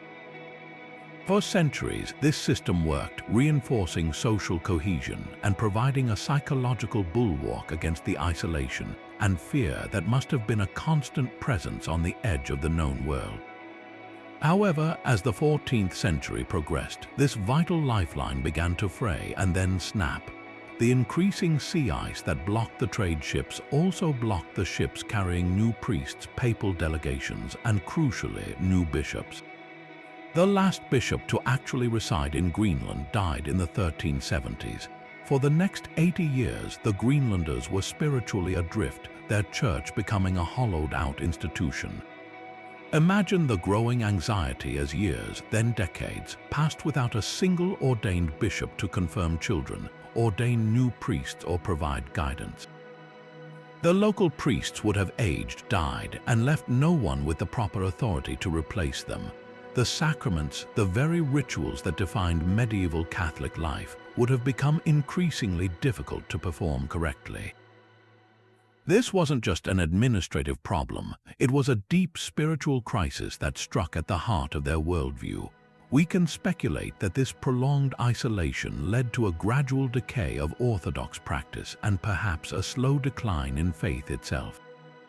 Without the reinforcing authority of the wider church, local superstitions and older, pre-Christian Norse beliefs may have begun to resurface, blending uneasily with a corrupted form of Catholicism. Did they begin to question the power of a god who seemed to have abandoned them to the ice and the darkness? When prayers for a mild winter or arriving trade ship went repeatedly unanswered, doubt would have festered. The impressive stone church at Herjolfsnes, for example, shows evidence of being used as a graveyard long after the roof had collapsed and it was no longer used for services. This suggests a community that still held onto the place as sacred ground but had lost the means or the will to maintain the institution it represented. Their faith may have become a ghost of its former self, a set of hollow rituals without the sustaining power of a living connection. This erosion of religious certainty would have had devastating consequences for their resilience. The church was not just about salvation in the next life, it was the glue that held society together in this one. It provided a moral framework, a source of authority beyond the local chieftain, and a narrative that gave meaning to their suffering. As this framework crumbled, so too did a key component of their cultural fortitude. The loss of faith can be as crippling as the loss of food, for it strips people of hope and communal purpose. Facing the relentless pressures of a changing climate, economic collapse, and resource conflict, the Greenland Norse may have also lost the unifying belief system that could have motivated a collective, desperate response. Where once they saw themselves as God's people facing a test, they may have come to see themselves as a people forsaken, their prayers echoing unanswered in the vast, cold silence of the Arctic. This spiritual desolation, combined with their physical plight, could have been the final, invisible weight that broke their will to endure. So if there was contact, even conflict, between the Norse and the Inuit, where is the hard evidence? The archaeology of Greenland itself provides us with fascinating, albeit subtle, clues that these two cultures did indeed cross paths, not just as adversaries on a battlefield, but in moments of quiet, everyday exchange. The proof isn't found in grand ruins or hoards of treasure, but in the trash heaps, on the floors of abandoned Norse farms, amidst the bones of their cattle and fragments of their worn-out tools. Archaeologists have made small but telling discoveries. Slivers of walrus ivory worked not in the Norse style, but with the distinct craftsmanship of the Thule Inuit. Conversely, at Thule sites dating to the same period, researchers have occasionally uncovered fragments of woven Norse cloth and small, crudely made metal items, likely salvaged or traded from the settlers. These objects are the silent witnesses to a more nuanced relationship. They suggest that alongside the fear and competition, there were likely moments of pragmatic interaction. A traded sealskin for a piece of metal, a curiosity about the other's technology, or perhaps even a fleeting moment of cooperation in a hunt. This wasn't a grand cultural fusion, but a practical, ground-level barter system born of mutual need in an unforgiving environment. The most telling evidence of this limited exchange comes from a surprising source, the Norse themselves. Scientific analysis of the clothing worn by the Greenland settlers has revealed a fascinating adaptation. While their outer garments remained traditionally woven from sheep's wool, a material central to their identity, the undergarments found in the cemetery at Herjolfsnes tell a different story. Through microscopic analysis, researchers discovered that many of these garments were actually made from the fur of native Arctic animals, like the ringed seal or the caribou. This is a stunning detail. The Norse, who so fiercely clung to their pastoral way of life, quietly adopted the superior insulating properties of Inuit-style clothing for the layer that mattered most against the cold. They never gave up their woolen tunics, the visible symbol of their European identity, but underneath, against their skin, they made a concession to the environment that the Inuit had mastered centuries earlier. It's a powerful metaphor for their entire experience, a superficial adherence to the old ways, masking a quiet, desperate adaptation happening just beneath the surface. This archaeological evidence of contact makes the results of modern genetic studies all the more perplexing. With such clear proof that the two groups met and exchanged goods, surely there must have been some degree of genetic exchange, right? In the era of DNA sequencing, scientists have been able to put this question to the test with incredible precision. The search has focused on two main areas: studies of modern Inuit populations in Greenland and Iceland, looking for any unique genetic markers that could be traced back to a Norse origin, and the direct analysis of ancient DNA extracted from skeletal remains found in the Norse graveyards themselves. The results have been almost universally negative. Despite extensive searching, no significant genetic signature of the Norse has been found in modern Inuit populations. Similarly, the Norse skeletons show no evidence of Inuit ancestry. This genetic wall between the two groups is one of the deepest and most surprising parts of the entire mystery. How do we reconcile the physical evidence of trade with the complete lack of genetic mixing? The answer likely lies in the profound social and cultural barriers that separated these two societies. Their interactions appear to have been strictly transactional and likely deeply cautious. We are probably not looking at a history of cohabitation, intermarriage, or integration. Instead, the relationship was most likely one of distant mutual suspicion, where goods were exchanged at a designated spot on a beach, a system of silent trade without prolonged social contact. The Norse, with their hierarchical Christian worldview, may have viewed the Inuit as pagan outsiders, making intimate relationships culturally taboo and socially unacceptable. Any children born from such a union would have almost certainly been absorbed entirely into one culture or the other, leaving no distinct genetic line to follow.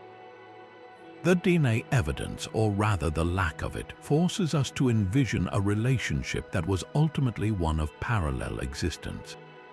Two peoples shared the same island for centuries, aware of each other, occasionally trading with each other, and possibly even fighting each other, yet ultimately remaining separate worlds, divided by an invisible ocean of culture, belief, and tradition that proved far more difficult to cross than the sea that had brought the Norse to Greenland in the first place. And just as the silence from Greenland grew deeper, a discovery in the 1950s seemed to shatter it, offering what many desperately wanted: a clear, undeniable link on parchment. The story begins not in a remote fjord, but in the sophisticated world of rare book dealers. A mysterious document surfaced, a map of the world seemingly drawn in the 1400s, but with one breathtaking addition. In the northwest Atlantic, beyond the coast of Greenland, was drawn a large, unmistakable island labeled in Latin, Vinlandia Insula. This was the fabled Vinland map. Its provenance was murky, tied to a medieval manuscript known as the Tartar Relation, but its potential impact was seismic. If genuine, it was not just a map, it was a smoking gun, a contemporary European document that corroborated the Viking sagas half a millennium before Columbus. It appeared to prove, beyond any doubt, that the Norse discovery of America was known to the cartographers of Europe. The map was acquired by a wealthy American donor and presented to Yale University in 1965 amid a global media frenzy, hailed as one of the most exciting historical discoveries of the century. The initial excitement, however, was soon met with a rising tide of skepticism from historians and cartographers. The map felt wrong. The depiction of Greenland was oddly accurate for a medieval document, its shape suspiciously similar to what could only be known after modern surveys. The script and the Latin inscriptions contained peculiar phrases and errors that didn't quite fit the period. But the most damning evidence would come not from history but from chemistry. In the 1970s, scientists at Yale and later at the University of California, Davis, subjected the map's ink to rigorous analysis using then new tools like electron microscopy and X-ray fluorescence. Their findings were definitive and devastating. The ink contained high levels of a synthetic compound called anatase titanium dioxide, a pigment that was not produced in its pure, crystalline form until the 1920s. This was not a simple, medieval carbon-based ink. It was a modern concoction, deliberately crafted to mimic an antique appearance. The revelation transformed the Vinland map from a historical treasure into the most famous cartographic forgery of the modern era. It was a brilliant, audacious hoax, likely created between 1920 and 1950 to capitalize on the growing fascination with Viking exploration. The forger had done their homework using authentic medieval vellum, likely ripped from a genuine 15th century book, and crafting a narrative that was just plausible enough to tempt experts. The map preyed on a profound human desire, the longing for a simple, elegant solution to a complex historical puzzle. It offered a tangible object, a neat line on a map where the true history was written in crumbling turf walls and scattered iron slag. The Vinland map serves as a powerful cautionary tale, reminding us that the path to the past is littered with forgeries and false leads, and that the most seductive answers are often the ones we must question the most. It underscores a critical lesson for any historical detective. Compelling stories require uncompromising evidence, and sometimes the truth is found not in the lines drawn on a map, but in the painstaking analysis of the ink used to draw them. So we are left with the great historical what if why. After finding a land of such incredible abundance, did the Vikings ultimately choose to leave and never return in force? The answer lies not in a single failure, but in a perfect storm of logistical nightmares that made maintaining a permanent colony across the Atlantic Ocean in the 11th century an almost impossible challenge. Imagine the sheer, staggering distance they faced. A voyage from the eastern settlement in Greenland to Elands Meadows was a perilous journey of over 1,000 miles across the treacherous, iceberg-strewn waters of the Davis Strait. This wasn't a simple ferry ride. It was a multi-week ordeal at the mercy of the weather, requiring precise navigation by sun and stars. For a potential colony further south in a place like Vinland, the trip would have been even longer and more dangerous. This immense distance created a crippling delay in communication and supply. If a settlement in Vinland sent a request for more people, supplies, or help, it would be a year or more before that request could be received, acted upon, and answered with another perilous voyage. In a crisis, a failed harvest, a devastating illness, or sustained conflict, the colonists would have been utterly on their own. This isolation was a strategic vulnerability that the Norse, with their limited shipping capacity, could never overcome. Compounding this geographical challenge was their critically small population base. The entire Norse world in Greenland likely never exceeded 5,000 souls at its peak. From this already small and vulnerable pool, how many people could they realistically spare to risk on a dangerous expedition to an unknown continent? We are not talking about a wave of thousands of colonists like the later expeditions to the New World. The Vinland voyages, as described in the Sagas, involved a few ship crews, perhaps a few dozen or 100 people at most. This was barely enough to establish a beachhead, let alone a self-sustaining colony capable of defending itself and growing through natural increase. Every person sent to Vinland was one less farmer tending the vital hayfields in Greenland, one less hunter on the northern expeditions. Siphoning off their already limited manpower to a risky venture across the sea would have threatened the survival of their established communities back home. They simply did not have the demographic luxury to gamble on a new world when their foothold in the old one was so precariously maintained. Perhaps the most decisive factor, however, was the formidable presence of the indigenous peoples they encountered, whom they called the Skraelings. The Sagas make it abundantly clear that the relationship quickly devolved from cautious trade into open hostility. The Norse were not arriving in an empty wilderness. They were intruding into territories that had been home to sophisticated cultures for thousands of years. The locals, likely ancestors of the Beothuk or the Micmac, possessed a deep knowledge of the land and vastly outnumbered the small bands of Norse explorers. While the Vikings held a temporary advantage with their metal weapons and armor, this was quickly neutralized. The Sagas describe the Skraelings deploying large numbers and using effective projectile weapons, like powerful bows that could fire arrows with enough force to pierce Norse shields and kill men like Leif Erikson. For a small group of colonists, the constant threat of attack was utterly exhausting and unsustainable. They could not safely explore, they could not reliably hunt or forage, and they certainly could not farm if they were looking over their shoulder for an ambush. The dream of a peaceful, prosperous Vinland was shattered by the reality of determined resistance from its original inhabitants. Ultimately, the cold calculus of risk versus reward tilted decisively against a permanent settlement. The primary objective of the Vinland voyages was never large-scale colonization in the way we might think of it today. It was resource extraction. They sought high-value commodities, primarily high-quality timber and perhaps the novelty of grapes. Eland's Oaks Meadows served this purpose perfectly as a winter camp, a repair station, and a gateway for expeditions sent south to gather these resources to bring back to timber-starved Greenland.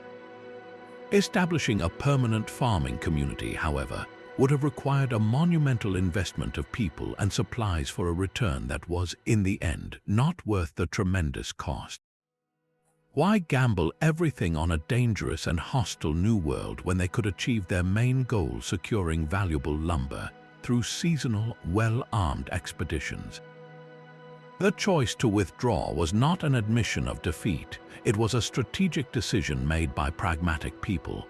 They took what they needed, the knowledge of where to find timber and the proof of a new world, and retreated to the relative safety of their Greenlandic fjords, leaving Vinland to the people who knew how to live there and closing a chapter of history that would remain hidden for centuries. Yet for all the terror they inspired, this popular image of the Viking as a horn-helmeted berserker is a caricature, a romanticized myth that obscures a far more complex and fascinating historical reality. The truth is, the vast majority of people we call Vikings were not full-time raiders at all. They were farmers. Their lives were defined not by the crash of axe on shield, but by the rhythm of the seasons, by the back-breaking work of planting barley, shearing sheep, and most importantly, harvesting enough hay to see their precious cattle through the long, dark winter. The raids that made them infamous were, for most, a seasonal side hustle, a dangerous but potentially lucrative venture undertaken in the summer months when the seas were passable and the farming chores were light. They were as much about commerce as conquest, with many of the same men who rowed a longship up a river in Francia also piloting trade vessels down the rivers of Russia, bartering furs and amber for Arabic silver. This one-dimensional myth of the mindless plunderer was largely crafted centuries after the Viking Age had ended, born from the fiery nationalism of the 19th century. As European nations were forging their modern identities, they looked to the past for powerful, heroic ancestors. Romantic writers, artists, and composers seized upon the Vikings, transforming them into noble, if savage, prototypes of their own national spirit. This is when those iconic horned helmets first appeared, a complete fiction invented for Wagner's opera cycles, never worn by actual Norse warriors who would have found such impractical headgear fatal in a close-quarters shield wall. This romantic retelling smoothed over the complexities of history, turning the Norse into pure symbols of strength, adventure, and racial purity, a narrative that was later twisted to serve the dark ideologies of the 20th century. This distorted lens didn't just give us inaccurate costumes, it profoundly shaped how we interpreted their entire story, including their disappearance. When these Romantic-era historians looked at the end of the Greenland settlements, they often framed it as a tragic but noble end, a pure, superior European culture that chose to die out rather than compromise its identity, succumbing to a dramatic fate like a final, glorious battle against impossible odds or a stubborn refusal to learn from the indigenous Inuit. This narrative was far more appealing to a nationalist sensibility than the messy, slow-moving truth of economic collapse and environmental failure. It turned a complex societal failure into a simple, heroic elegy. This romanticized view actively hindered real historical inquiry for decades, prioritizing a satisfying story over the less dramatic but more human evidence being unearthed by archaeologists, evidence that points not to a single dramatic catastrophe, but to a prolonged, grinding struggle against changing climates, severed trade routes, and a way of life that became impossible to sustain. By letting go of the myth, we can finally start to see the Norse not as legendary superheroes, but as real people, incredibly resilient, adaptable in many ways, yet ultimately human in their flaws and their tragic inability to change enough to survive. The story of the Norse in Greenland is far more than a fascinating historical mystery. It is a profound and deeply human case study in how societies unravel.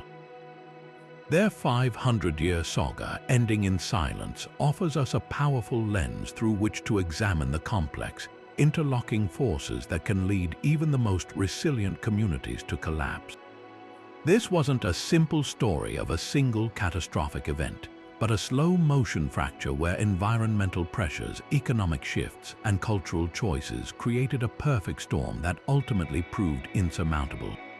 At its heart, their story is a stark lesson in the perils of a fragile economy. The entire Greenland colony was built on a single, precarious pillar, the export of walrus ivory. This was a luxury good, dependent on the whims of a distant market. When European tastes changed and new trade routes offered alternative sources of ivory, their entire economic reason for existence vanished overnight. They had no diversified economy, no other valuable export to fall back on. This left them utterly stranded, unable to import the essential materials, like iron and timber, that were the lifeblood of their technology and mobility. Their experience is a timeless warning about the dangers of putting all your economic eggs in one basket, especially when that basket is held by someone else. Compounding this economic vulnerability was their often overlooked environmental impact. In their determination to recreate a European pastoral ideal, they overstressed the fragile Arctic ecosystem. Their sheep and goats overgrazed the limited grasslands, stripping away the vegetation that held the thin soil in place.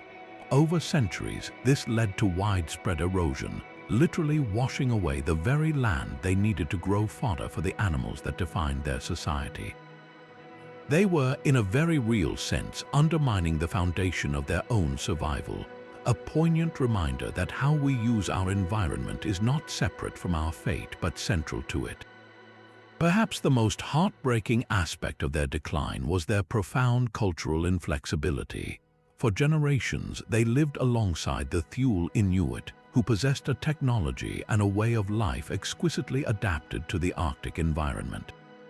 The Inuit kayaks, toggle-headed harpoons, and tailored sealskin clothing were vastly superior to Norse equipment for survival in that specific landscape.